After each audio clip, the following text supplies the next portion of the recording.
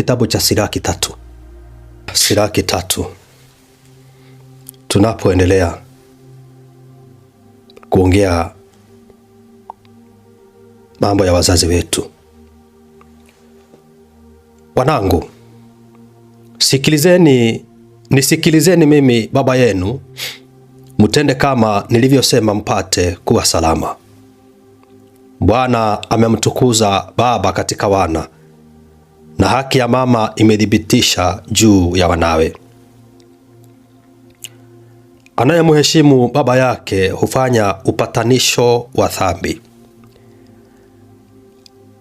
Anayemstarehesha mama yake ni kama ajiwekeaye hazina.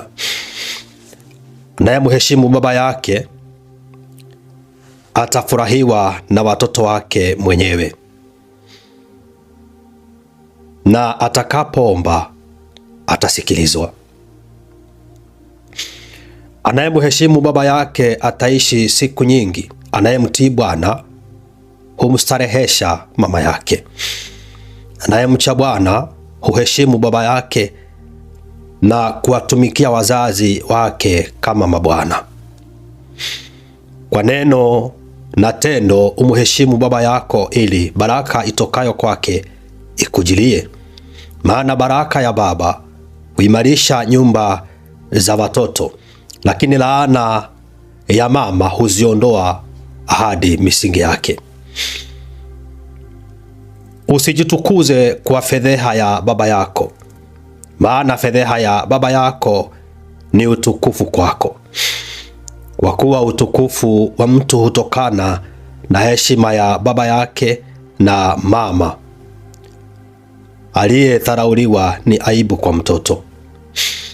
Mwanangu, mhudumie baba yako katika uzee wake, wala usimpe majozi wakati wote wa maisha yake. Hata akili zake zikipungua, msamehe, wala usimdharau wewe uliyejaa nguvu. Kwa maana huruma uliomuonyesha baba yako haitasahauliwa, badala yake itafidia dhambi zako.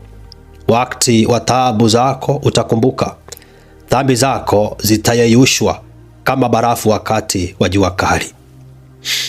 Anayemcha Bwana, anayemwacha baba yake ni kama anayemkufuru Mungu, na anayemkasirisha mama yake amelaaniwa na Bwana. Mwanangu, tena